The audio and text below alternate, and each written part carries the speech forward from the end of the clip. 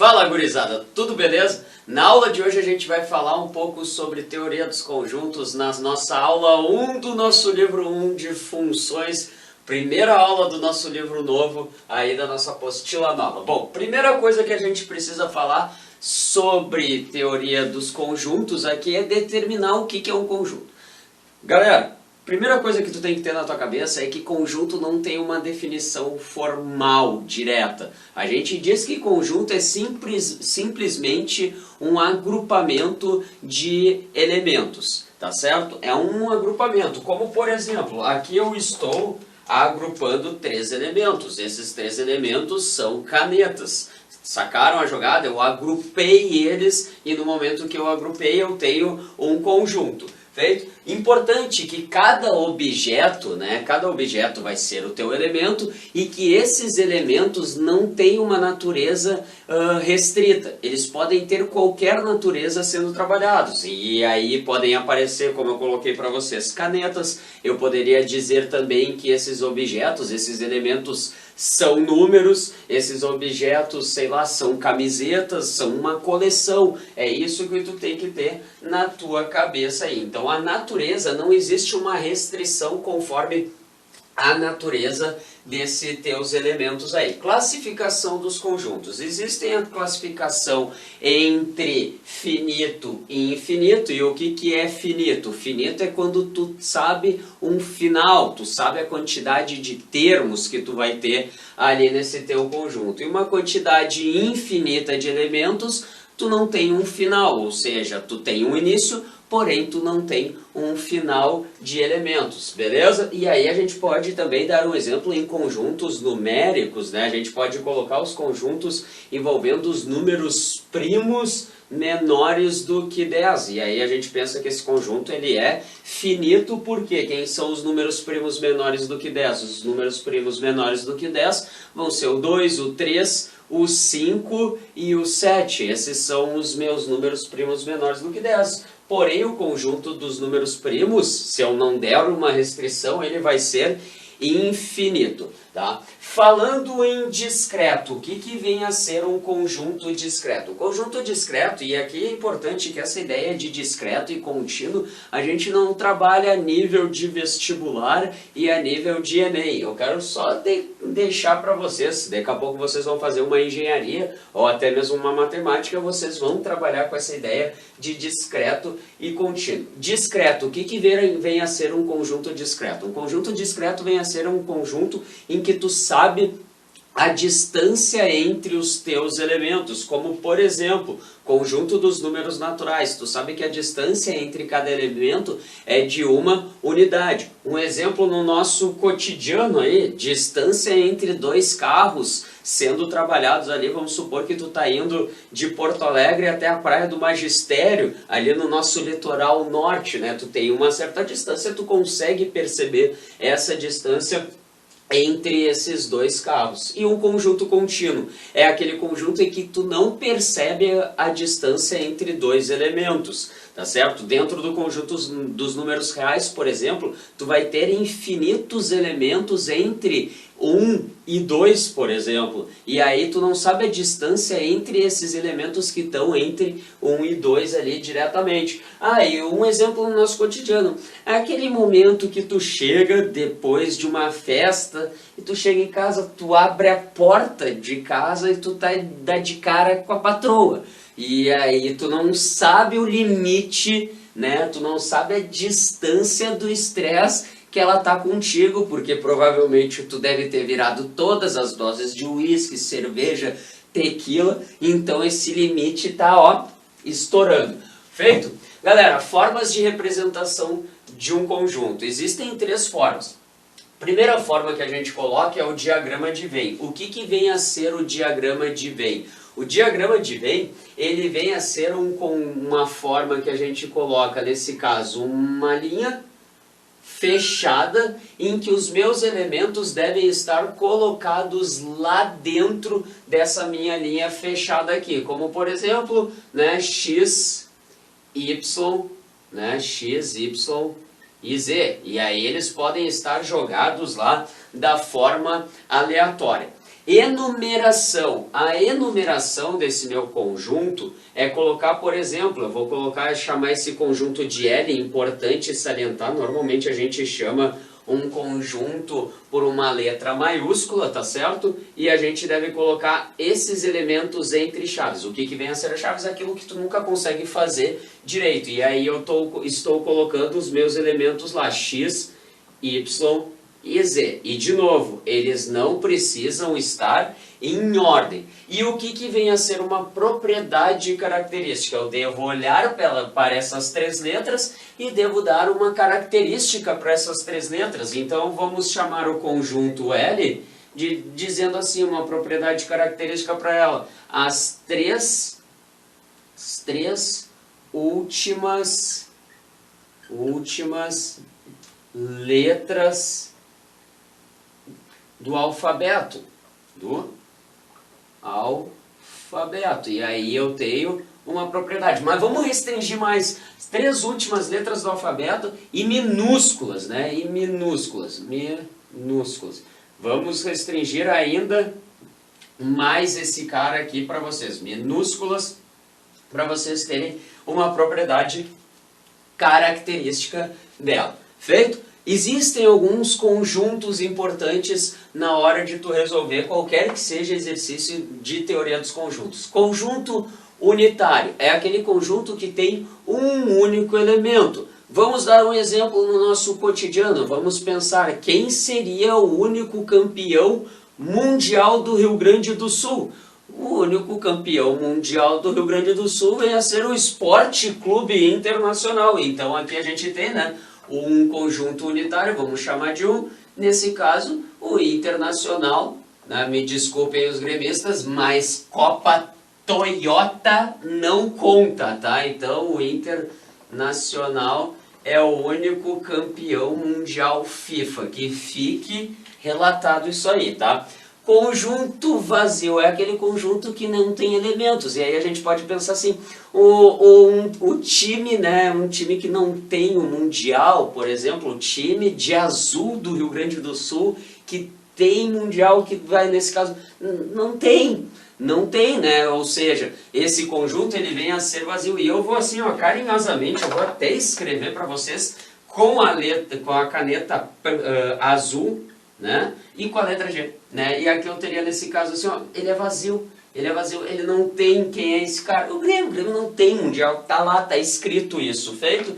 E conjunto universo, vocês sabem o que vem a ser o conjunto universo. Conjunto universo são todos os elementos que tu esteja trabalhando, como por exemplo, vamos colocar os times do Rio Grande do Sul, e aí eu teria todos os times sendo trabalhados dentro desse meu conjunto universo. Poderia falar em números, por exemplo, em números eu poderia dizer o conjunto dos números naturais, e eu deveria restringir simplesmente ao conjunto dos números naturais. Beleza? Bora lá, gurizada, então. Vamos seguir agora a aula que o professor Moisés estava trabalhando contigo. Vira a tua página e tu vai lá para a página 8 para nós começarmos agora a trabalhar a parte de cardinalidade. Vai ser uma barbadinha, ó. O que a gente chama de cardinalidade? É só um nome legal, tá? Para afirmar o que? É a quantidade, então tu anota aí, ó. É a quantidade de elementos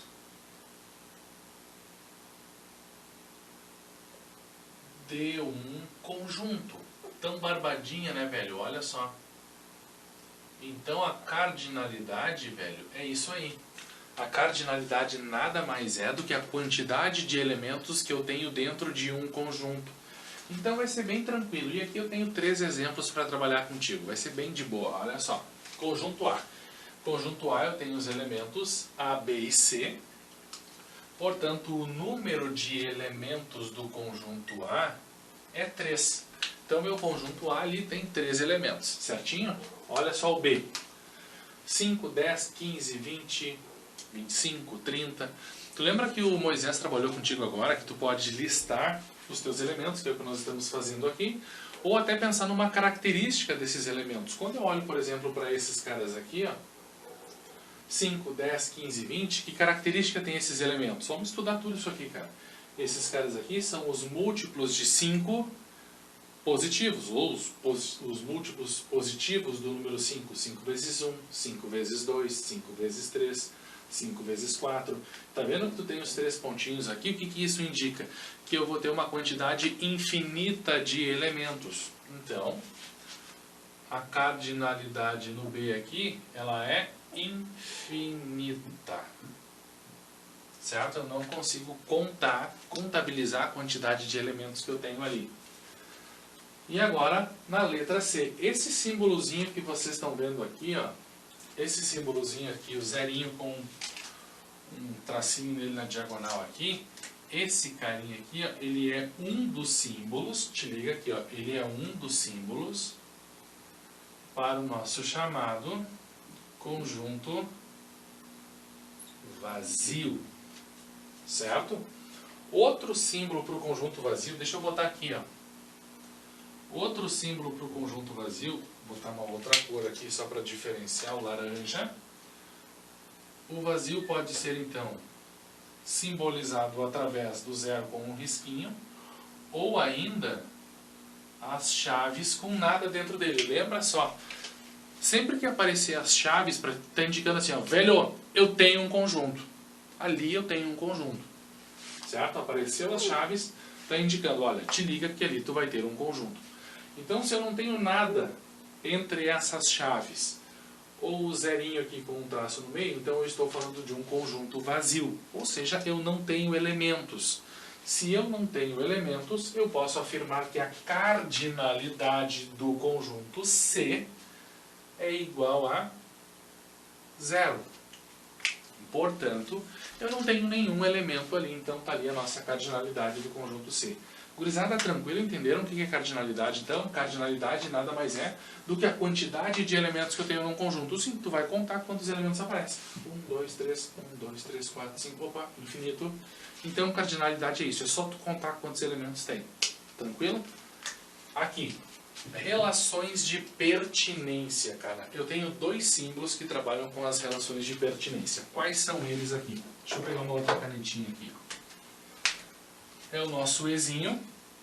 Esse Ezinho significa pertence. E o Ezinho com um traço significa não pertence. O que eu preciso que tu fique ligado nessas chamadas relações de pertinência, tá? Elas vão relacionar, então tu anota aí, relacionar elemento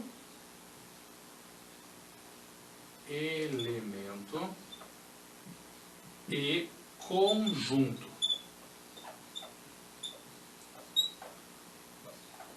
Certo? Então, as relações de pertinência, elas vão relacionar os elementos com um conjunto. Tranquilo? Quando que tu vai utilizar o pertence e o não pertence? O pertence tu vai utilizar sempre que aquele elemento aparecer na lista dos teus elementos. E, obviamente, o não pertence é quando aqueles elementos não fazem parte daquele conjunto. Anota aí um exemplo. Bota um post-it aí. Conjunto A, formado pelos elementos 1, 2 e 3. Certo? Tu pode afirmar tranquilamente que o número 1 pertence ao conjunto A. Por que tu pode afirmar que o 1 pertence ao conjunto A? Porque quando tu olha aqui, ó, te liga, tu olha para o conjunto A, tu está enxergando o número 1 ali dentro.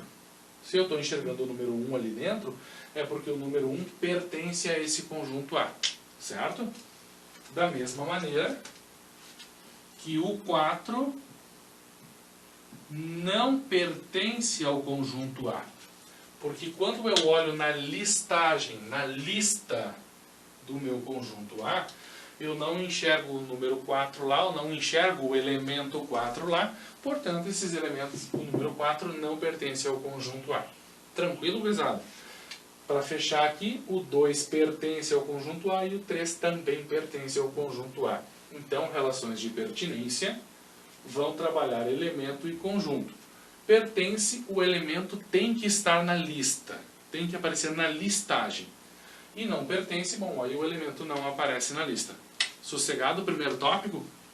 Seguindo, meio da folha, subconjunto e relações de inclusão. Qual é a ideia de subconjunto? Subconjunto, cara, vai ser um outro conjunto, ok? É um outro conjunto. Só que ele é um outro conjunto gerado através de outro conjunto, ou seja, é alguma coisa gerada através de outra. Eu já vou trabalhar com exemplos contigo, fica tranquilo. Exemplo assim, para tu ter uma ideia. Dizer que alguém é subconjunto de alguém é equivalente, é igual a dizer que alguma coisa está contida em outra. Certo? Isso? Então, dizer que alguém é subconjunto de alguém, de outro alguém, é igual a dizer que alguém está contido em outro lugar. Então, olha só. Primeira situação aqui, ó. Considere dois conjuntos A e B não vazios. Dizemos que A está contido em B se todo elemento do conjunto A for elemento do conjunto B. Certinho? Vamos de novo. O A está contido em B. Então, deixa eu sublinhar aqui para ti. Ó. A está contido em B. Quando que o A está contido em B? Quando todo elemento do conjunto A, aqui, for elemento do conjunto B. Então, tu fica ligadinho ali. Certinho? Isso significa estar contido em alguém. Pensando naquela linguagem que o Moisés trabalhou contigo em algumas das representações dos conjuntos, ó, tu vai ter o teu conjunto B, por exemplo, usando o diagrama de Venn, e como o A está contido em B, significa que o A está dentro do conjunto B. E aí tu pode representar o teu conjunto A assim. Tranquilo, gurizada? Então, pensando em linguagens de diagramas, dizer que o A está contido em B é o A aparecer dentro do meu conjunto B. Ou seja, todos os elementos que aparecem aqui no conjunto A, ó, eles também serão elementos do meu conjunto B. Tranquilo? Só para tu ter mais ou menos uma ideia desta pequena relação de inclusão. E agora eu vou te mostrar o restante ali, que tu vai ver que vai ser bem fácil. Bora lá então terminar essa tua página 8 aí, cara. Olha só. Vamos dar uma olhadinha nas relações de inclusão ali. Quais são as relações de inclusão? Nós temos o está contido,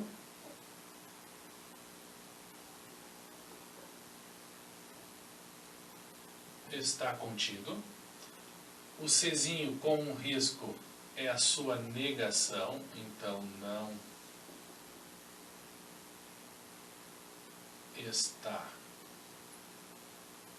contido. O Czinho virado aqui, ó, é contém. E o Czinho virado com um traço é a sua negação, então não contém. Então te liga aqui, ó. O que eu preciso que tu fique ligado? Isso também já envolve as propriedades no final da tua folha. Olha só.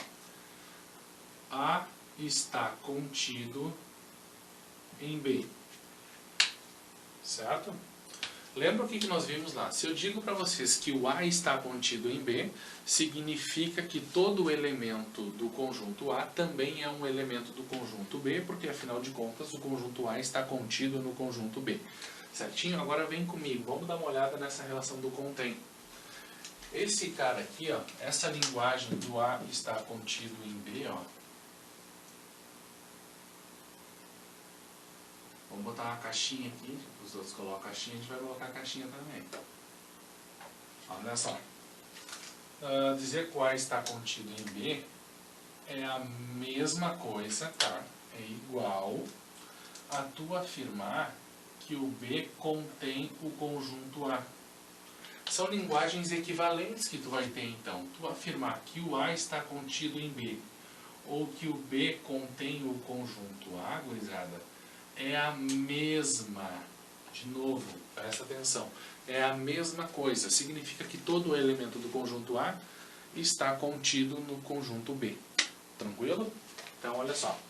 Voltando lá como eu te prometi, pega um post-it e anota lá junto exemplos de subconjuntos, só para tu ter uma ideia. Lembra que subconjuntos são conjuntos gerados através de outro conjunto. Então, olha só. Eu tenho meu conjunto A, 1, 2, 3, 4, 5, e eu vou gerar outros conjuntos através do conjunto A. Então, o B, por exemplo. Do conjunto B, eu gostei do 1 e do 4. Beleza. Significa aqui, ó, o 1 e o 4. Como eu peguei elementos do conjunto A para fazer o conjunto B, o que eu quero que vocês concluam? Que o B é subconjunto de A. Porque os elementos que estão no conjunto B também aparecem no conjunto A. Tranquilo? Outra relação. Por exemplo, o conjunto C aqui. Eu vou pegar o 2, o 3 e o 5. Estou pegando os números primos. Como eu peguei 2, 3 e 5, eu posso afirmar que o C é subconjunto de A. Certo?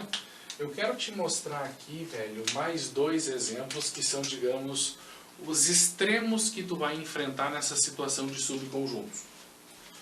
Vou chamar de conjunto D e vou chamar de conjunto E. Certo? O que isso significa aqui? Conjunto D. Eu olhei para os elementos do conjunto A, gostei do 1, gostei do 2, do 3, do 4 e do 5.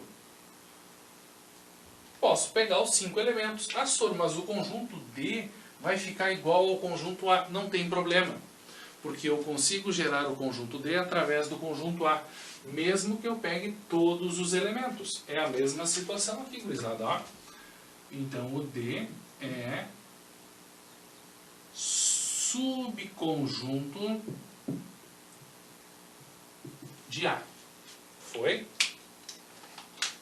Deixa eu botar uma vírgula decente aqui. Aí, fechou. Qual é o outro extremo? No conjunto D, eu gostei de todos os elementos, vou pegar todos os elementos. 1, 2, 3, 4 e 5. O outro extremo é quando eu olho para o conjunto A, não gostei de nada. Então eu não vou pegar nada. Que é o nosso, vou até botar numa cor diferente aqui, o conjunto vazio. O conjunto vazio pode ser gerado através de outro conjunto? Cara, pode. Pode ser gerado sim através de outro conjunto. Então esses são os dois extremos, quando eu utilizo todos os elementos ou quando eu não utilizo nenhum. Então esses 4 caras que vocês estão vendo aqui, eles são chamados de conjunto das partes do A, certo? Não são todos, são só alguns exemplos de conjunto das partes, porque eles são gerados através do meu conjunto A. Então são exemplos de subconjuntos aqui. Tranquilo, gurizada? Então olha só. Conjunto das partes, então. O que seria esse conjunto das partes? É o número de subconjuntos que eu consigo gerar através de outro conjunto, certo? Cardinalidade do conjunto das partes. Como é que eu vou representar o conjunto das partes? Só para te dar um exemplo aqui. Vamos supor que tu está pensando lá no teu conjunto A. Então, tu quer saber as partes do conjunto A. P de A, partes do conjunto A. P de B, partes do conjunto B. Só para tu entender.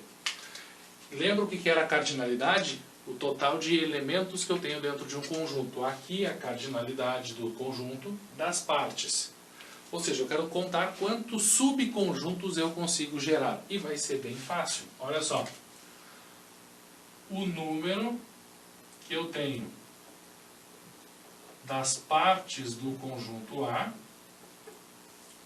é igual ao 2 elevado ao número de elementos que eu tenho no conjunto A.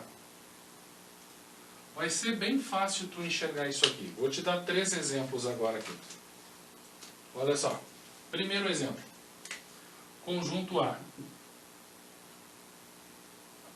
1 e 2 e 3. Tu percebe que o número de elementos do conjunto A é 3. Certo? Quanto seriam o número de partes do conjunto A? Então, vamos lá. O número de partes do meu conjunto A aqui é o 2 elevado a 3. Lembra que o 3 aqui, ó, é o número de elementos do conjunto A. E 2 ao cubo, tu já assistiu a nossa segunda aula de potenciação, então tu lembra lá, 2 ao cubo é 8, significa que eu vou ter 8 subconjuntos aqui, certo? Eu vou te listar rapidão esses 8 subconjuntos, só para te mostrar de onde é que saem esses 8. Lembra que eles saem do conjunto A. Então vamos começar com o primeiro. Vou chamar de A1. Não gostei de ninguém, então não peguei nenhum elemento, conjunto vazio. Gostei apenas do número 1. Portanto, tu pode ter um conjunto só com o número 1. Ou posso ter um conjunto com o elemento só o 2. Ou ainda só com o 3. Ah não, mas eu quero pegar 2 elementos. Não tem problema. Tu pode pegar o 1 e o 2. E uma coisa que eu quero te chamar a atenção aqui, ó. Mesmo que tu troque a ordem 2, 1, os elementos que estão dentro do conjunto são os mesmos. Então, para o conjunto não importa a ordem de listagem, só importa quem está lá dentro. Então, vamos lá. Voltando para cá. O A6 pode ser o 1 e o 3. O A7 pode ser o 2 e o 3. E para finalizar, o A8, teu oitavo subconjunto, é quando tu pega todos os elementos. O 1, o 2 e o 3. E tu acabou de ver com um exemplo numérico o total de subconjuntos que eu tenho aqui. Então, se tu tem, por exemplo, um conjunto com 5 elementos, o total de conjunto das partes é o 2 elevado a 5, que vai te dar o 32. Como o nosso conjunto A tem 3 elementos, então fica 2 ao cubo, 8. Teremos 8 subconjuntos. Os dois extremos, o vazio e o próprio conjunto A, quando tu pega um elemento e quando tu pega 2 elementos. Tranquilo, gurizada? Então, um exemplo numérico do teu conjunto das partes ali. Dominando essa partezinha aí, seguindo aqui, gurizada, olha só. Algumas propriedades que podem aparecer na tua prova, tá? Só para comentar sobre essa parte inicial. Não é uma coisa que costuma aparecer no Enem. Depois a próxima parte que vocês vão ver com o Moisés tem mais chance de aparecer numa prova, tá? Essa aqui tem mais a cara de aparecer de repente numa prova como a URGS, a UFSC, a FUVEST, então tu fica ligado. Aqui, ó, algumas propriedades envolvendo teoria dos conjuntos. Algumas delas nós já até comentamos de forma indireta. Ó. Se o A está contido em B, então o B contém o A. Lembra? A está contido em B, então o B contém o A. Significado disso significa que todo elemento do conjunto A está no conjunto B. Certinho? Segunda propriedade. Todo conjunto está contido nele mesmo, ou seja, o A está contido no próprio A. Lembra que tu pode gerar o conjunto A através do próprio conjunto A, que é quando tu olha para todos os elementos, gostei, vou pegar todos.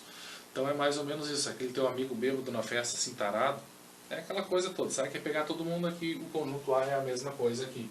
Então eu posso olhar para todos os elementos e pegar todos os elementos, por isso que o meu conjunto A está contido nele mesmo. Então não importa qual é o conjunto. Outra, te liga aqui, essa aqui é bem legal. Ó. Se o A está contido no B e o B está contido no A, primeiro fica ligado, peraí, se o A está contido no B, todo elemento do A é elemento do B. Só que o B também está contido no A. Todo elemento do B está contido no A, sim. Se todo elemento do A está no B e todo elemento do B está no A, a conclusão que eu quero que tu tire aqui é que o conjunto A é rigorosamente igual ao teu conjunto B, velho, certo? E para finalizar, o vazio está contido em qualquer conjunto.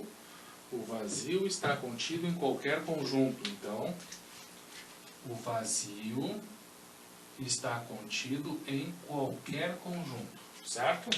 Porque eu sempre posso olhar para aquele conjunto, não gostei de nenhum elemento, não quero selecionar nenhum. Certinho? Uma questãozinha aqui, jogo rápido. Pega um post-it e anota aí. Te liga. Tu lembra que esse cara aqui, ou esse cara aqui, era a representação para o nosso conjunto vazio, lembra? Então cola só, cola aqui. Se aparece isso aqui para ti, ó.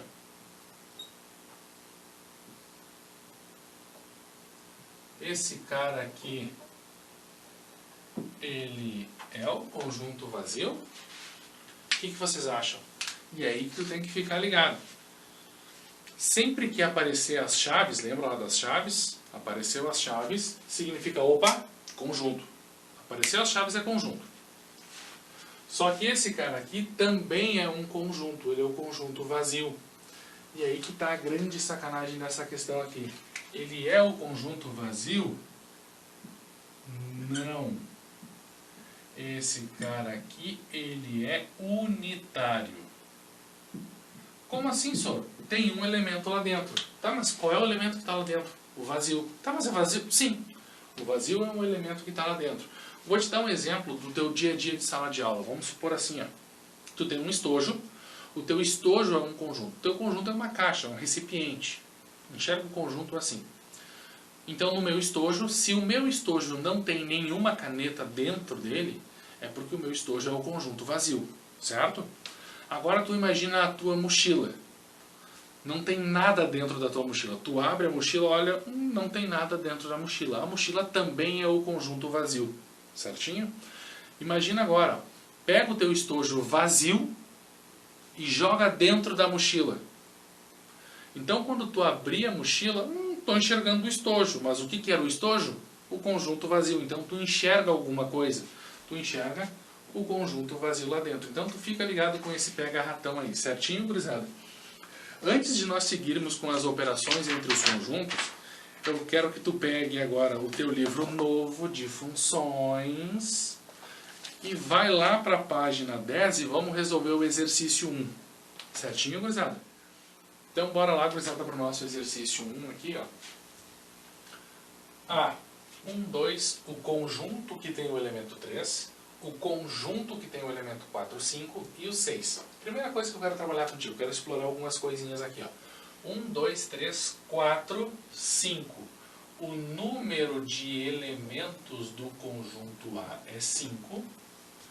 E o número de subconjuntos, as partes do conjunto A, ou melhor, deixa eu botar um N aqui para indicar que é o número das partes, é igual ao 2 elevado a 5, que é 32.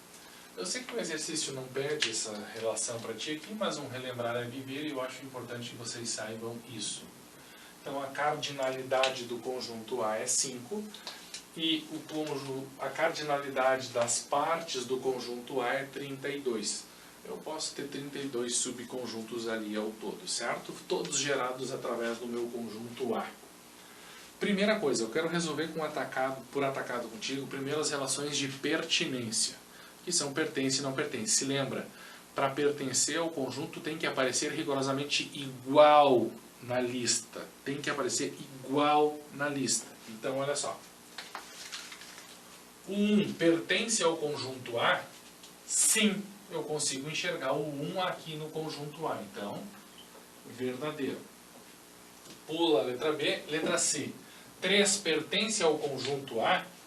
Não. Ah, só, mas eu estou vendo um 3 ali. Queridão, tu está vendo um conjunto que tem o elemento 3. Tu não está vendo o 3 dentro do conjunto A, certinho? Então a letra C ela é falsa. Então fica ligado nisso. Olha para a letra D. Na letra D Ele está me dizendo assim, ó, o conjunto que tem o elemento 3 pertence ao conjunto A. Sim, o conjunto que tem o elemento 3, eu enxergo aqui, ele pertence sim ao conjunto A, portanto, verdadeiro. F, 2 pertence ao conjunto A? Sim, eu estou vendo o 2 aqui dentro do conjunto A, então, verdadeiro. H. Agora que eu me liguei aqui, gurizada, a letra A e a letra H são iguais, tá? Um pertence ao conjunto A? Sim.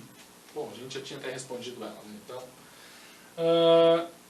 a letra K aqui embaixo, 5 pertence ao conjunto A?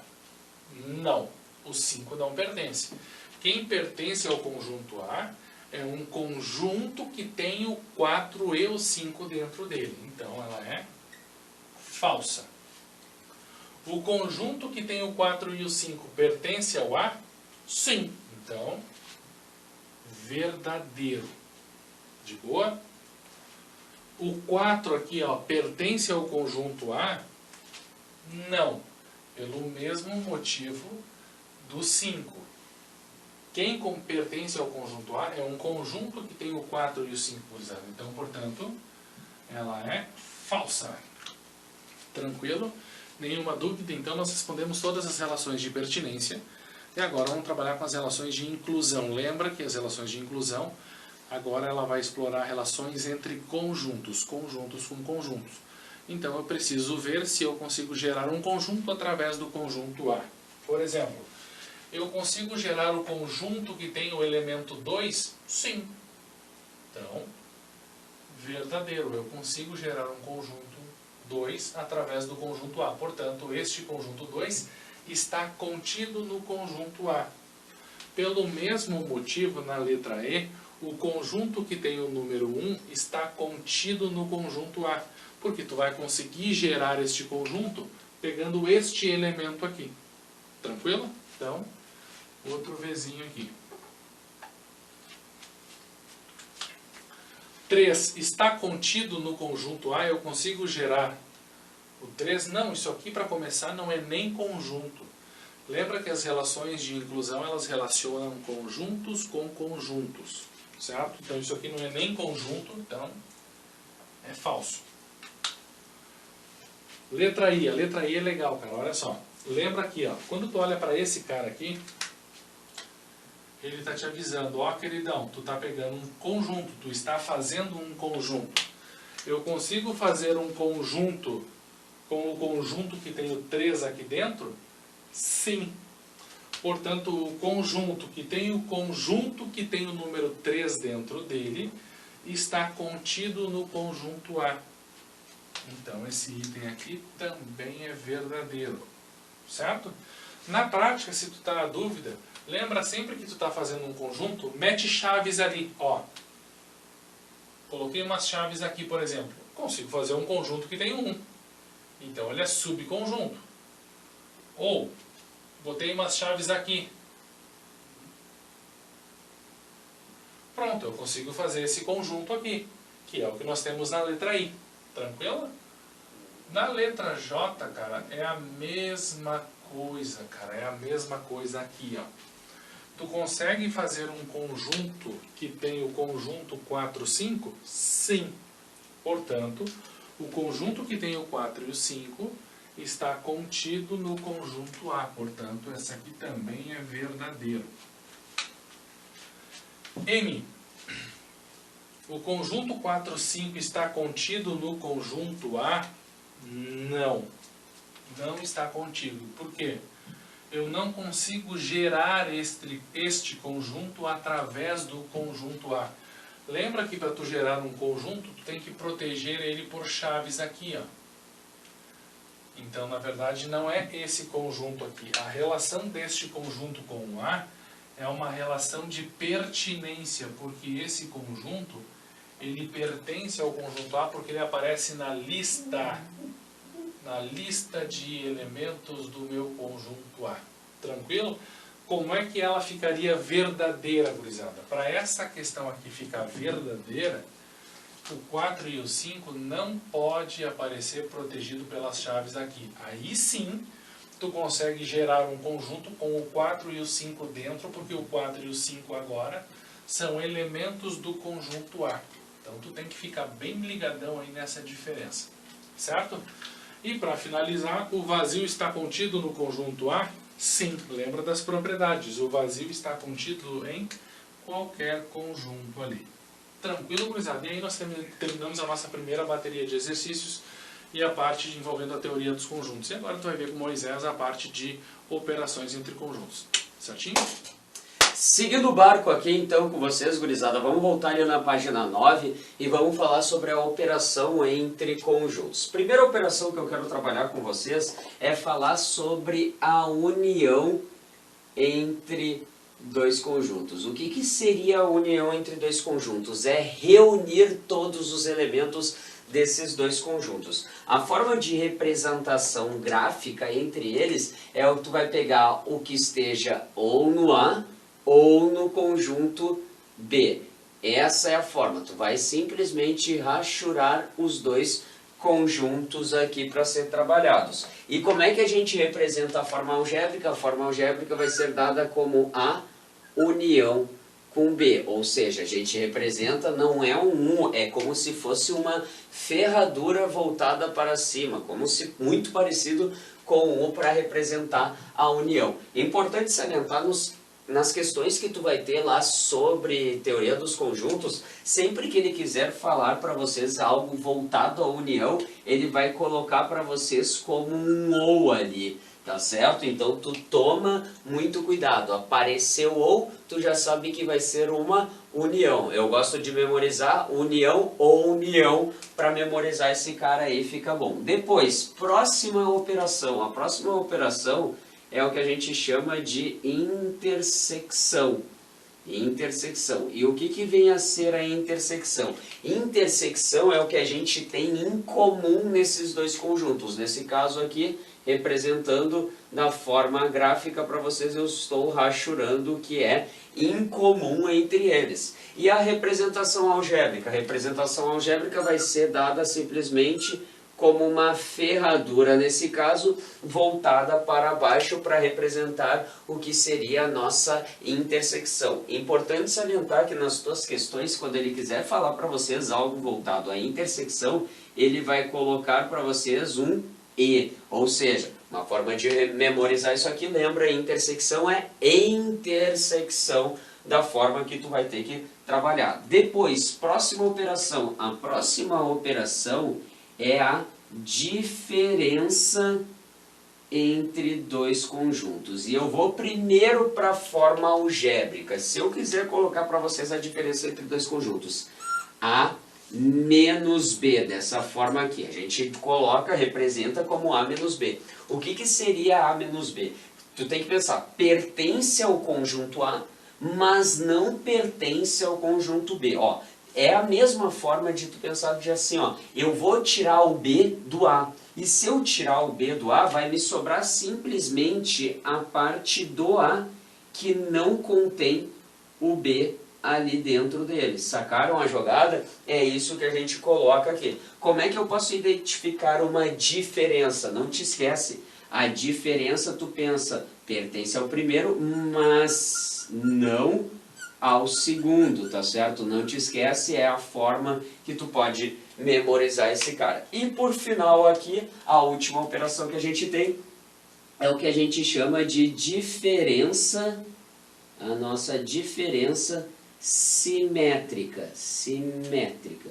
O que vem a ser a diferença simétrica? A diferença simétrica, deixando para vocês na forma na representação gráfica. Representação gráfica seria, ó, pertence ao A, tá? Vai pertencer ao A, porém eu não vou ter a intersecção deles. Ou seja, ele também vai pertencer ao B, porém a intersecção desses dois conjuntos não vai aparecer. Pensa comigo, olha só que forma que eu poderia representar de uma forma algébrica. Pensa, vocês não concordam comigo que eu peguei todos os dois conjuntos, o A e o B? O que eu retirei? Eu retirei a intersecção. Então, se eu for representar algebricamente, eu pensaria dessa forma aqui, ó. eu tenho simplesmente a união com B, feito, mas não vou ter quem? Mas não vou ter a intersecção A menos, nesse caso menos, a intersecção com B, e aí está representado para vocês a diferença simétrica desses caras aqui. Feito?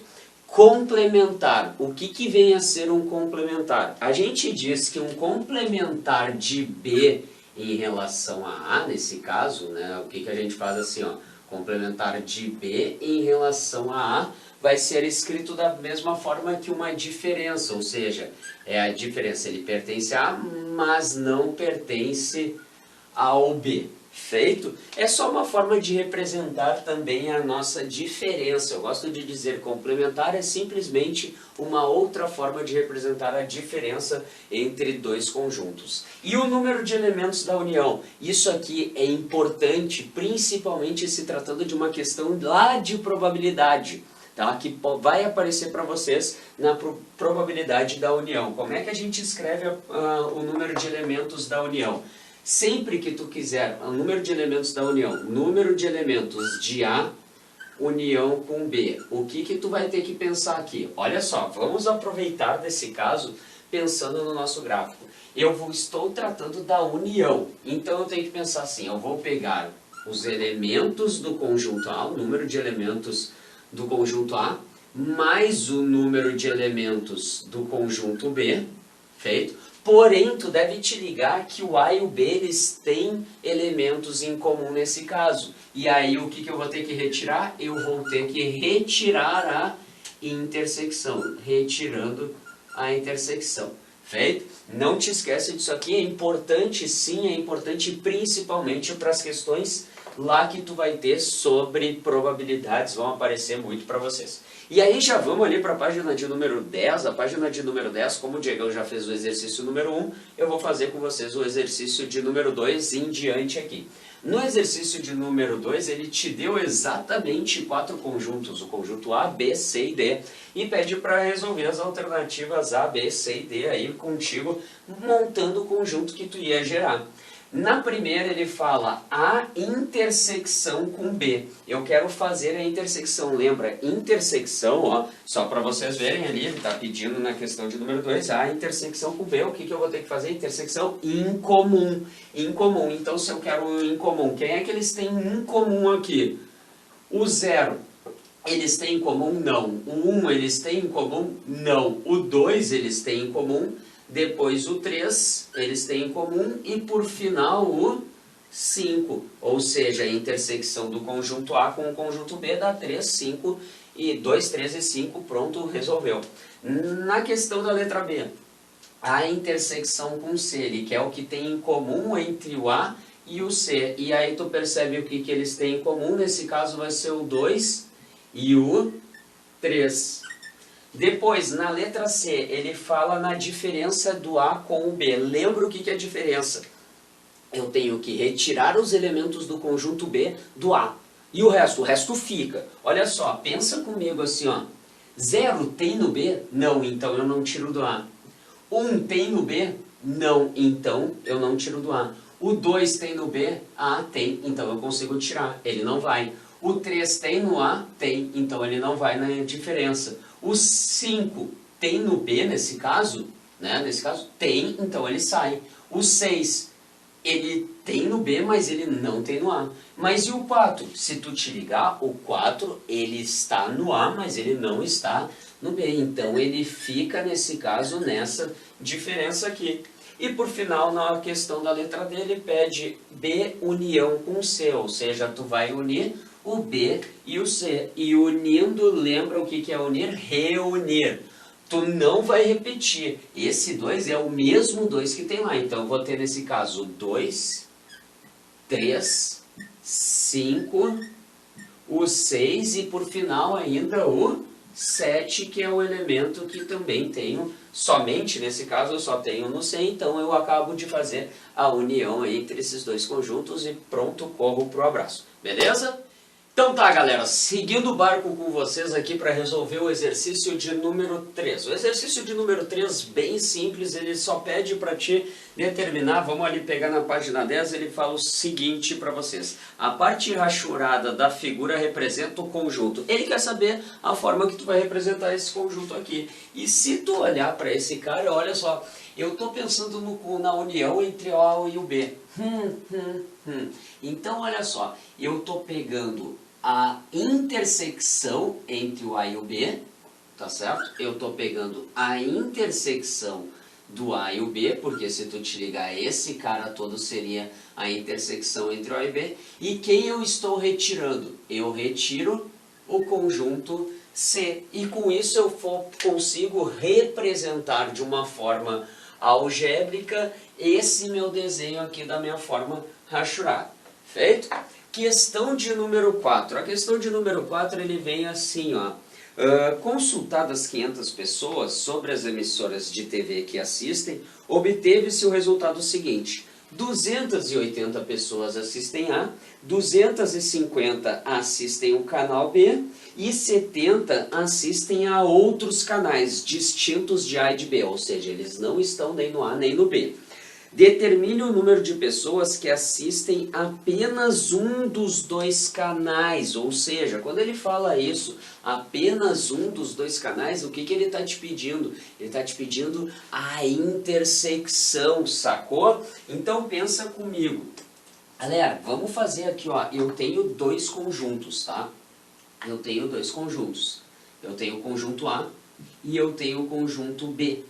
Feito? Se tu te ligar aqui, ó, esses 70 assistem outros canais, então eles estão fora.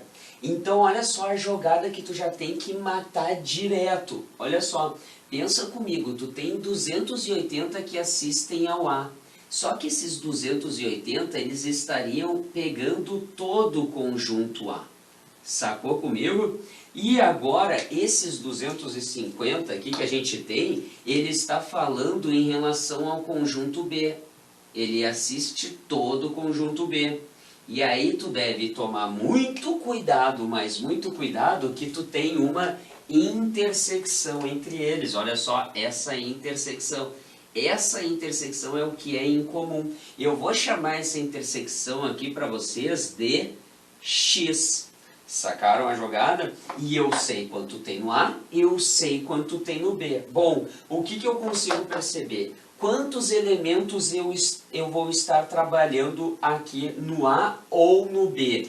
Lembra comigo, número de elementos de A união com B, nesse caso seriam os 500, porém eu tenho que retirar os 70 que assistem em outros canais. Então, nesse caso, eu teria 430. Feito? Como eu sei a quantidade dos que assistem o A, então eu tenho o número de elementos do conjunto A e eu tenho o número de elementos do conjunto B.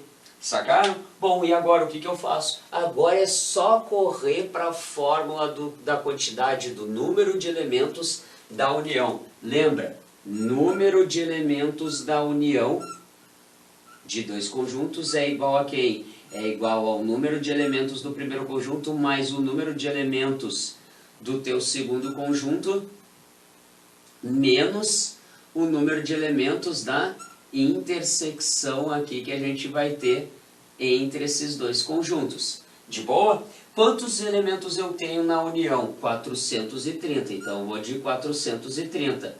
É igual. Quantos elementos eu tenho no conjunto A? 280. Mas quantos elementos eu tenho no conjunto B? No conjunto B eu tenho exatamente 250. E quantos são na intersecção? Na intersecção, lembra, a gente chamou de X. Então eu vou descobrir esse meu X. 280 mais 250, isso vai me corresponder em 530 menos X é igual aos 430.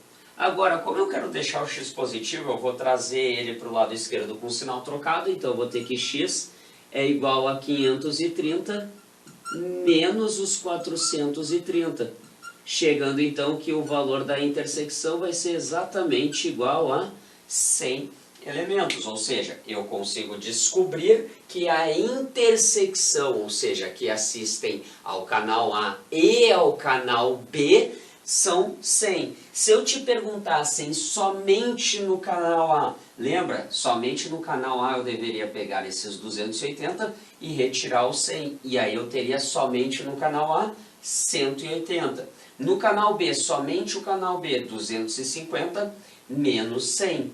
Sacaram? Feito? Então vocês tomem muito cuidado nessas questões, porque ele te pede determine o número de pessoas que assistem apenas um dos dois canais. Um dos dois canais.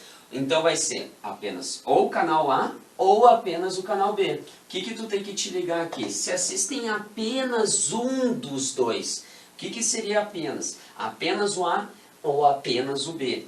Concorda comigo que apenas o A aqui, que a gente já percebeu antes, a gente já fez esse cálculo, a gente vai ter o quê? Que apenas o A vão ser quantos?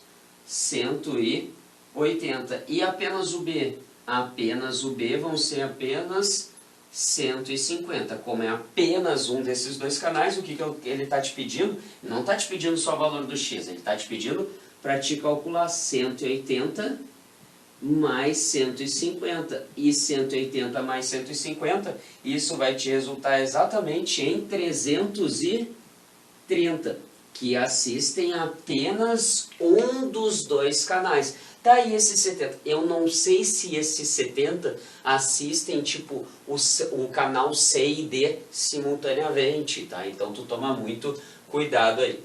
A questão de número 5, ele fala o seguinte para vocês. Ele diz que sendo A, B e C conjuntos não vazios, e que o A está contido no B e o A está contido no C, e te pergunta se as afirmações são verdadeiras ou falsas. Primeira coisa, galera, nessas questões eu recomendo fortemente que vocês deem nomes, né, deem elementos para esse conjunto. Olha só, conjunto A.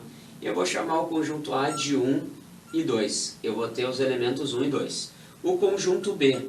O conjunto B, ele vai ter os elementos, nesse caso, 1, 2, 3 e 4. Por que eu coloquei 1 e 2? Porque eu sei que o A está dentro do B.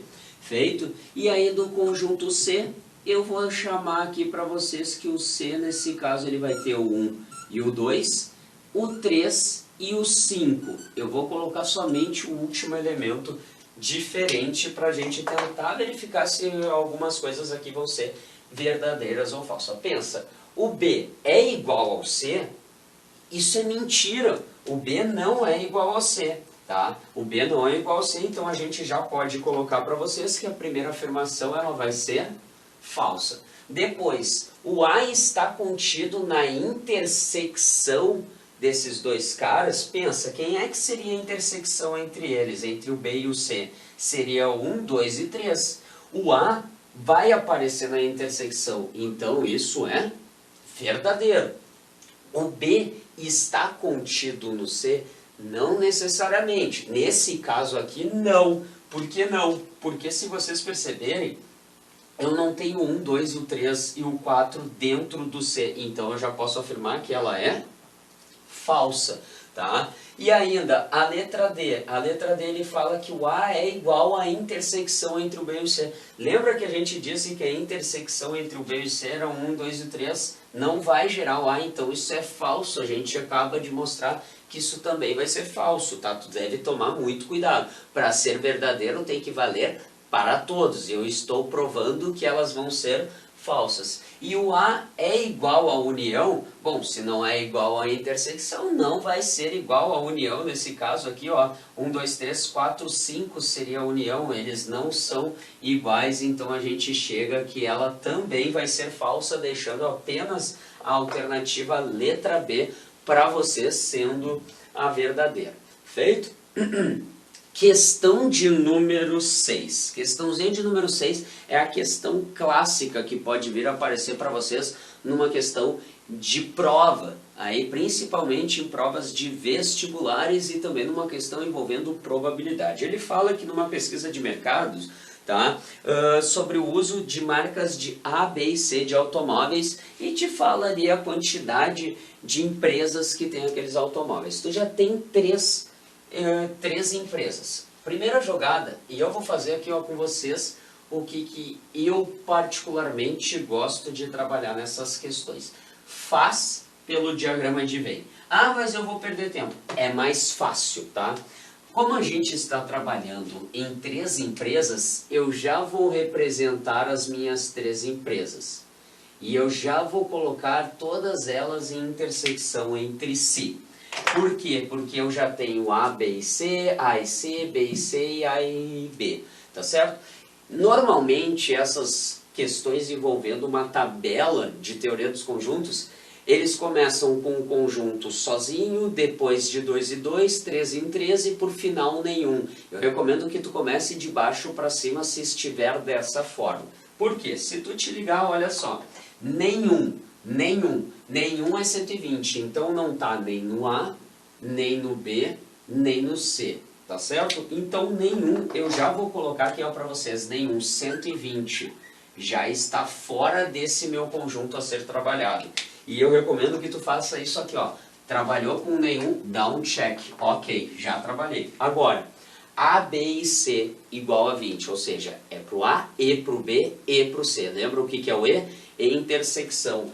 Qual é a menor intersecção, onde todo mundo é em comum? Nesse caso, vão ser esse cara aqui. Então, 20 já é em comum. Feito? Depois, vai lá e dá o check aqui que tu já fez. Depois o que ele te disse? A intersecção com C. Por que eu estou lendo intersecção? Porque eu já sei que o E significa intersecção. A e C igual a 50. Ó, o A e o C 50. Porém, tu toma muito cuidado que tu já tem 20 lá. Então, vão ficar quantos aqui? Somente 30. Sacou? Depois, ó, já vou dar o check ali para vocês. B e C. B e C é 60. B e C. Mas já tem 20, então aqui ficam 40. Vou dar o check lá. A e B. A e B são 30, porém aqui se são 30 eu já tenho 20 e ficam 10. Vou lá e dou o check no A e no B. E por final ainda, o que eu tenho que fazer? Eu devo perceber neles solitários. No C são 150, ó. No C são 150. Pensa comigo. Aqui eu já tenho 50, aqui eu já tenho 40. Quantos vão ficar?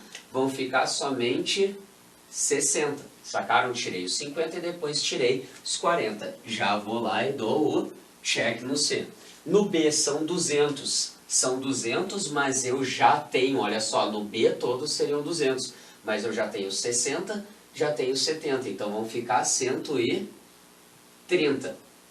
E ainda... Agora, vou lá e dou meu check. E ainda no A, 180. Porém, se já são 180, eu estou tirando 60, ficam 120. Agora, a partir disso, tu consegue resolver todas as tuas questões. Por quê? Ele vem na primeira, na letra A, ele fala o seguinte para vocês. Quantas empresas foram consultadas? Quantas empresas foram consultadas?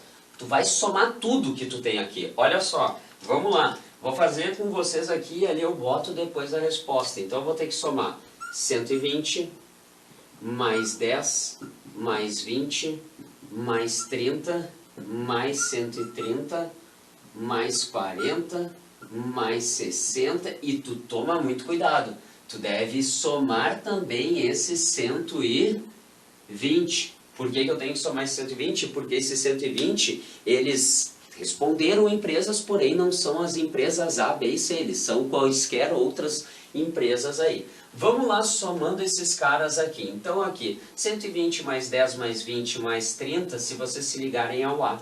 Aqui eu teria, ó, para vocês, eu vou colocar já facilzinho aqui, ó, 180. Sacaram a jogada na hora de somar? Vai pelos fáceis, vai por mim. Depois, olha só, 60 com 40, eu tenho 100. Eu tenho 100, sacaram? E agora começa a trabalhar com os números bons. 120 com 180, 120 com 180, isso aqui vai me dar exatamente 300. 300 mais o 130, né? 300 mais o 130, isso vai me dar 430. 430 mais o 100, isso vai me resultar em 530. Então eu tenho empresas consultadas, exatamente 530 empresas consultadas conforme a letra A ele está pedindo. Na letra B ele fala, usam somente duas marcas, somente duas marcas. Toma muito cuidado, somente duas marcas é duas, tá? Duas marcas, vão ser esses 30, esses 40 e esses 10. Por quê? Porque o 120 é só no A, o 130 é só no B, o 60 é só no C. E os 20 são as 3. Então, para eu saber somente duas marcas, seriam o quê? 10 mais 30 mais 40. O que eu chego, 40 mais 30 dá 70, mais 10 vai me resultar em 80. Então, eu tenho somente duas marcas, vai me corresponder exatamente em 80. Não usam B. Olha só, não usam B, galera. Eu tenho que retirar o B. Eu vou ter que retirar o B. Da onde? Da onde é que eu vou retirar o B? Eu retiro o B simplesmente do meu total, que eu já tinha 530, mas vamos fazer de uma outra forma. Ó. Eu estou retirando o B. Pensa comigo, quem é que eu vou ter que somar ali? Ó? Eu vou ter que pensar 120 mais 30 mais 60, então 120 mais 30 mais 60. Só toma um cuidado para não esquecer de somar os 120 que não usam nenhuma daquelas marcas, porque eles também não usam B. Então tu vai lá, ó, 120 com 120, isso vai me dar 240. 240 com 60 dá 300, com o 30 vai me dar 330. Então não usam B, vão ser 330. E a letra D, não usam B ou C. Tu não pode usar o B ou C, ó, eu tenho que retirar o B ou C. Sacaram? Olha para onde a minha mão está passando aqui, ó. Quem é que me sobrou? Sobrou esse 120 somente do A e o 120 de nenhuma. Então eu vou ter que fazer simplesmente 120 mais 120. 120 mais 120, isso me corresponde em 240. Então é isso que eu chego que não usam A ou não usam B ou C, vão ser 240. E com isso eu consigo matar todos os exercícios aí de vocês de teoria dos conjuntos, beleza? Agora o Diegão vai vir com vocês falando em conjuntos numéricos. Feito, galera? Bora lá então, gurizada, para a última parte da nossa aula agora. Vamos dar uma olhadinha nos conjuntos numéricos. Então vamos lá. Então, o primeiro conjunto numérico dos números naturais, representado pelo nosso Nzinho aqui. Quem são os números naturais? 0, 1, 2, 3, 4, 5, 6. Basicamente serve para contagem aí esses teus números naturais. Fica ligado, cara, no conjunto numérico quando aparecer o asterisco. O asterisco ele tem uma função. Função do asterisco: excluir o zero, a exclusão do zero. Então, quando eu boto, por exemplo, o N asterisco, significa que eu estou pegando todos os números naturais não nulos. Estou pegando todos os naturais com exceção do zero. Tranquilo aqui? Então fica bem tranquilo ali essa paradinha do asterisco. Então ele vai servir para excluir o zero em qualquer conjunto. Isso aí é universal. Meteu o asterisco, exclui o zero. Então olha só, inteiros. Quais são os números inteiros agora? Todos os infinitos aqui, menos 3, menos 2, menos 1, 0, 1, 2, 3, 4, 5. Então todos os números naturais, e se tu lembrar na primeira aula que tu viu com Moisés e comigo, tu vai lembrar dos chamados números opostos, números simétricos. Então são todos os números naturais junto com os seus opostos ou seus simétricos que eu tenho aqui. Então esse é o nosso conjunto dos números inteiros. Z asterisco. Lembra qual é a função do asterisco? Exclui o zero. Então, função do asterisco exclui o zero aqui. Z mais. Esse Z mais aqui tu só tem que ter um cuidado porque ele não está indicando quem tu está pegando. Tu pode pensar pelo outro ponto de vista. Ó. O Z mais não é o conjunto numérico dos inteiros positivos. Por quê? Esse Z mais é o conjunto numérico dos inteiros não negativos. Por quê? Porque eu estou deixando de pegar todos os negativos. Ah, só, mas por que eu não posso dizer que o Z mais é o conjunto dos inteiros positivos? Por causa desse cara aqui. Por causa do zero. O zero não é um inteiro positivo. Então tu tem que ter esse pequeno cuidado aqui. Certinho? Da mesma forma o Z menos. O Z menos é o conjunto dos números inteiros não positivos. Porque tu pega todos os negativos e o zero. Tranquilo? Uma coisa que eu já quero te chamar a atenção no conjunto numérico dos números inteiros, ó. Esse cara aqui, ó, que tu tá vendo em laranja, é o conjunto numérico dos números naturais. Ou seja, o conjunto numérico dos números naturais está contido dentro do conjunto numérico dos números inteiros. Ou seja, como é que eles aparecem questões assim na prova? Normalmente é alguma coisinha de V ou F. Afirmando assim, ó, todo número natural é um número inteiro? Sim, todo número natural é um número inteiro, porque aqui dentro dos números inteiros eu enxergo os naturais. Só que agora a volta não vale. Então nem todo número inteiro será um número natural, porque eu tenho os negativos aqui, e os negativos não são números naturais. Tranquilo? São os dois primeiros conjuntos mais básicos que aparecem aí para nós. E eles têm uma característica em relação aos outros. Qual é a característica? Eu consigo listar os elementos. O 0, 1, 2, 3, 4, 5. Eu percebo uma distância entre esses elementos. Depois do 1 eu sei que vem o 2, depois do 2 eu sei que vem o 3. E isso não vai aparecer, essa relação, quando tu trabalhar depois nos outros conjuntos numéricos. Certinho? Próximo conjunto numérico. Racionais. Aqui nos racionais eu não consigo fazer uma lista de números racionais. Eu só consigo trabalhar com uma definição. O que é número racional, velho? Número racional é todo número que eu consigo expressar na forma de fração. Então, se eu consigo expressar ele na forma de fração, é porque ele é um A dividido pelo B. Em que esses números A e B aí no teu material, eles pertencem ao conjunto numérico dos números inteiros. Só o B que tem a restrição, lembra teu primeiro mandamento, não dividirás por zero. Não posso dividir por zero, certinho? Então a fração aqui, A sobre B. E aí eu tenho três categorias de números racionais. Por exemplo, ele pode ser um número inteiro. Menos 10 dividido por 2 é menos 5. E 7 dividido por 1 é o próprio 7. Isso que eu já quero que vocês fiquem ligados, ó. Todo número inteiro, então, será um número racional. Eu sempre vou conseguir escrever um número inteiro como sendo um número racional. Todo inteiro eu vou conseguir escrever na forma de fração, certo? Próxima categoria de números racionais, ó. Te liga aqui. Decimal exato. Decimal porque ele tem vírgula e exato porque ele tem uma quantidade x de números depois da vírgula. Ele é um decimal finito. Exato, mas ele é um decimal finito. Então vamos lá. Menos 25 dividido por 10 vai dar menos 2,5. Menos 9 dividido por 4 é menos 2,25. Ou seja, a quantidade de números que tem depois da vírgula é finita. Então até dá para colocar aqui, ó. De repente, pensando nesse decimal exato aí, ó. Ele é um decimal finito. Porque eu tenho uma certa quantidade de números depois da vírgula, certo?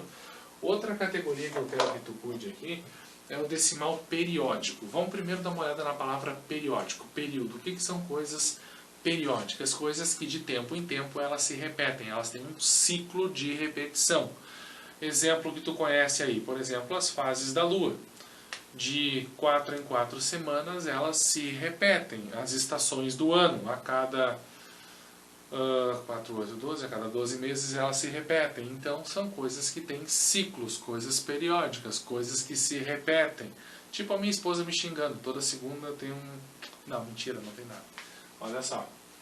Então período são coisas que se repetem infinitamente. Então quando trabalhando com números decimais, eu vou ter um bloco, um conjunto de números que vai se repetir infinitamente. Então olha só, queridão, cola aqui, ó.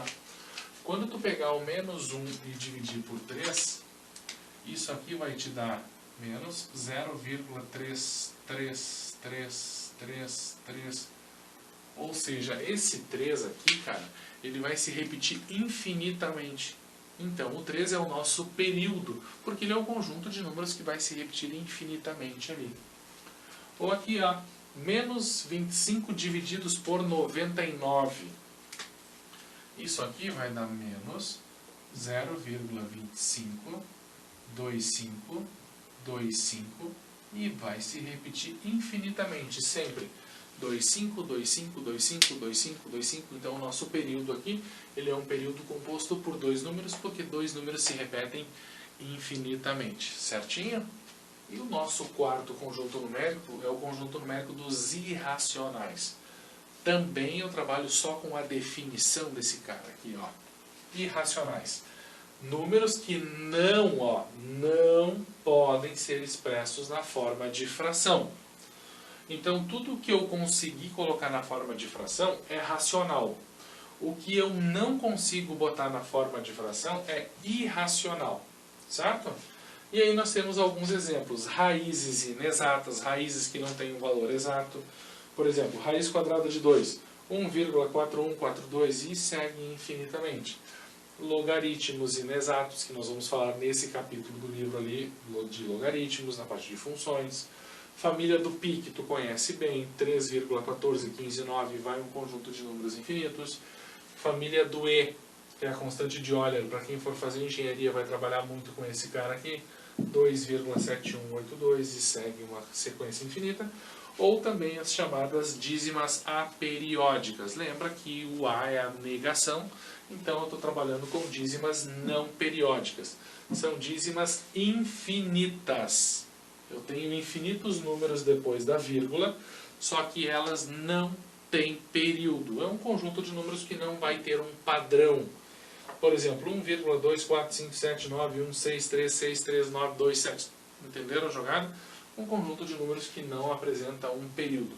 Então esses caras aqui são os 4 primeiros conjuntos que nós estamos trabalhando. Certinho, gurizada? Bora lá então, gurizada, seguindo o nosso próximo e quinto conjunto, último aqui por enquanto, é o conjunto numérico dos números reais. Tu percebeu, cara, que até agora, quando tu sai dos naturais para os inteiros, dos inteiros para os racionais, dos racionais para os irracionais, tu sempre estava agregando, acrescentando números novos. Por exemplo, quando tu sai dos naturais, tu acrescenta os negativos e tu tem os inteiros. Quando tu sai dos inteiros, tu pega aqueles números que não são inteiros, mas podem ser expressos na forma de fração. Por exemplo, 3 dividido por 2, 2 dividido por 3. Então tu está sempre acrescentando elementos novos para cada conjunto que tu tem. Só que agora, cara, nos reais ele é um conjunto novo em que tu não acrescenta nada novo, nenhum elemento novo ali. Os reais eu gosto de enxergar ele como coração de mãe. Por quê? Porque ele vai reunir dois conjuntos. Então os reais aqui, ó, eu vou botar ali no cantinho, ó. Os reais aqui, gurizada, ele nada mais é do que a união dos racionais com os irracionais. Isso é o conjunto numérico dos números reais. Então ele não acrescenta nada novo, ele só une os dois grandes conjuntos que ele tem até o presente momento, que são os racionais e os irracionais. E aqui, gurizada, tem um diagrama da árvore aqui dos teus conjuntos numéricos que fica bem fácil, ó.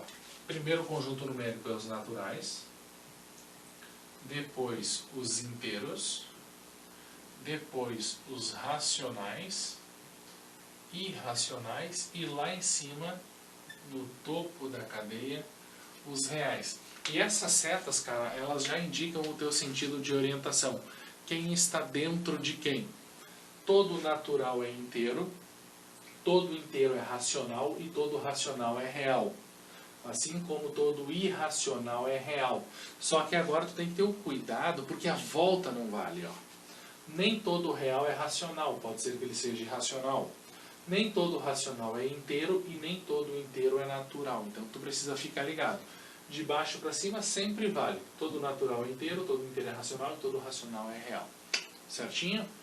Isso dos conjuntos numéricos aqui. Então vamos lá. Voltando lá para o teu exercício 7. Só para marcar um V ou F ali. 0 pertence ao conjunto numérico dos números naturais? Sim, o 0 ele é um número natural, portanto, verdadeiro. Z mais intersecção Z menos dá o vazio. Lembra que o Z mais é o conjunto numérico dos inteiros não negativos. E o z- é o conjunto numérico dos inteiros não positivos. E tu lembra que esses dois caras pegam um elemento em comum que é o zero. E lembra que tu viu com Moisés a intersecção? Eu estou procurando coisas em comum. Então o zero, ele é um elemento em comum. E ele está me afirmando aqui que é o conjunto vazio. Não, é falso, porque eles têm alguma coisa em comum. N está contido em Q?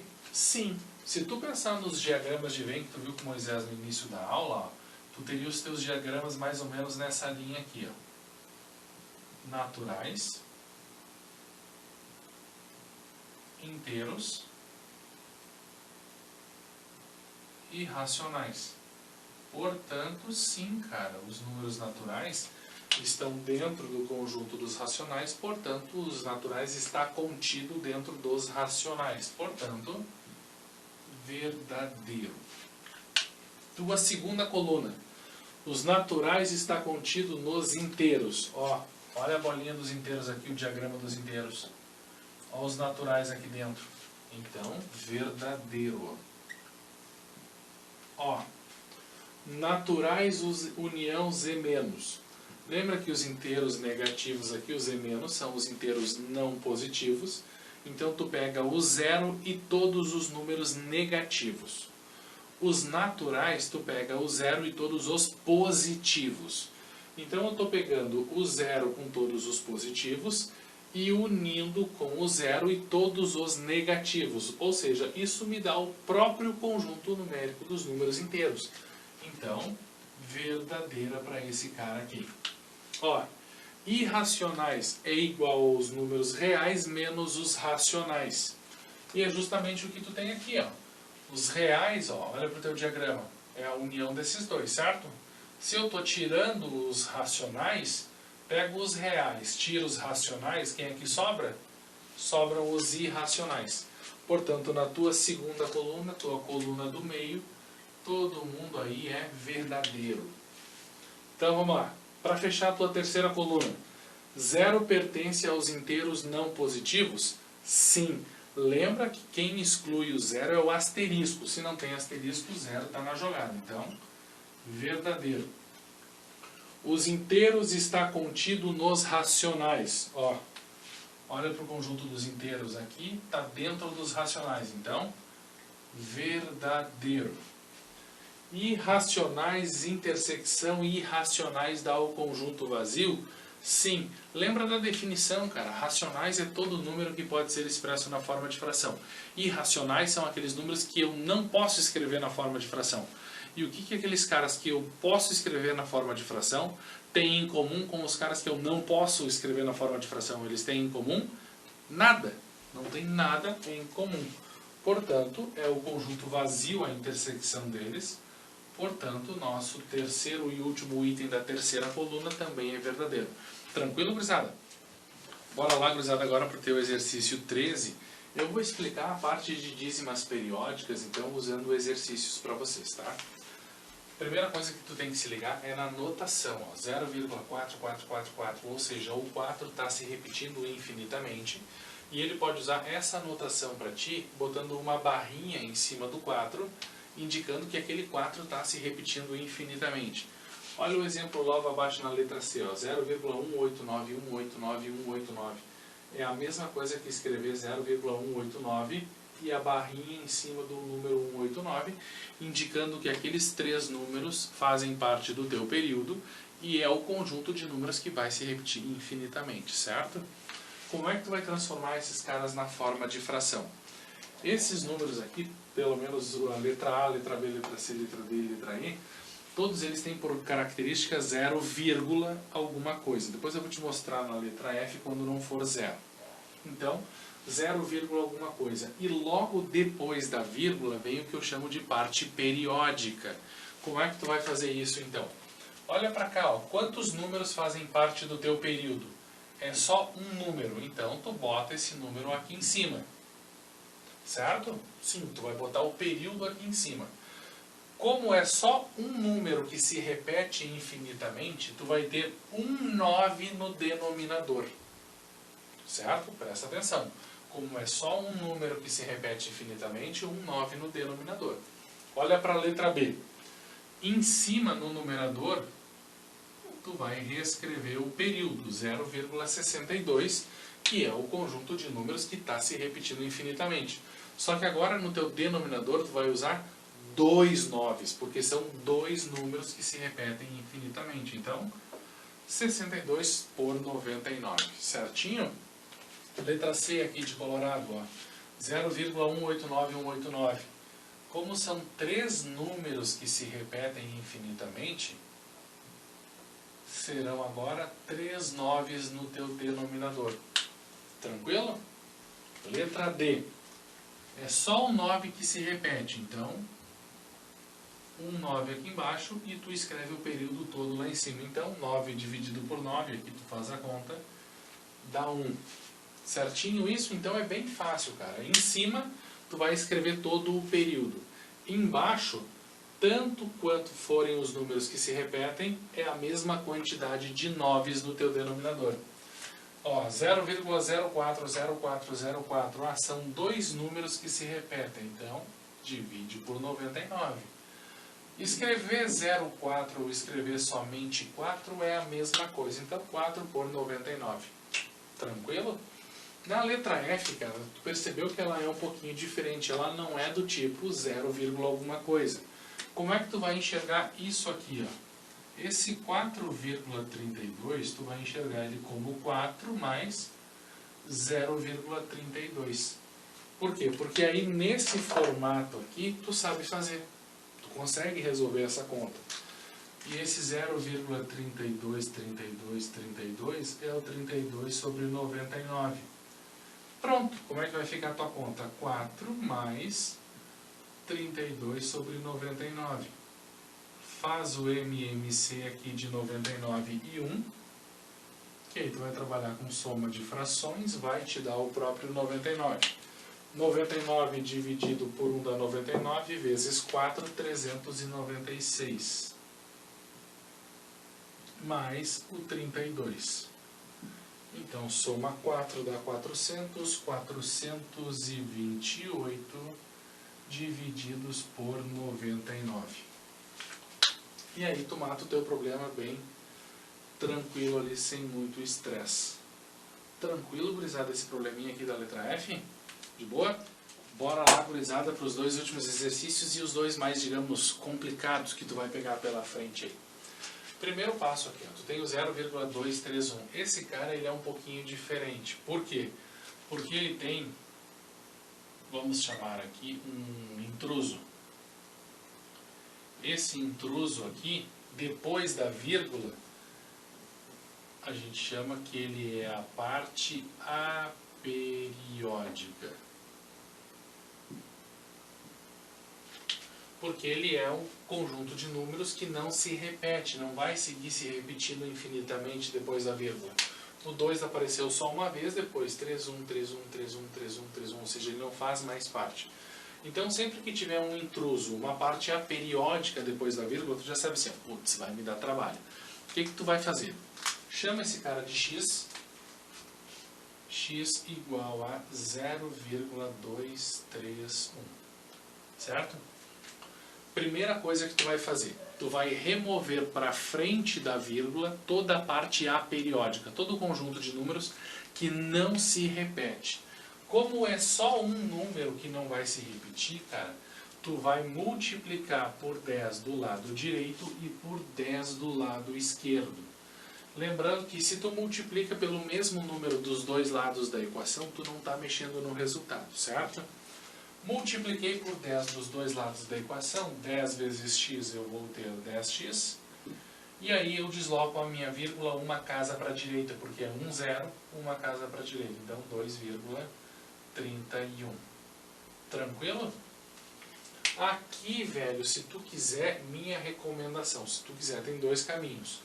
Tu pode voltar a fazer como nós fizemos. O último exemplo ali, a letra B, preciso contar aqui, A, B, C, D, E, F. Na letra F. Lembra que tu fez na letra F um exemplo, em que tu chamou isso aqui de 2 mais 0,31, 31, 31, 31. Tu pode fazer isso aqui, certo? Mas eu vou seguir com vocês. Primeiro eu vou fazer de duas formas. Eu vou seguir na linha de equação e depois eu faço igual aquele lá.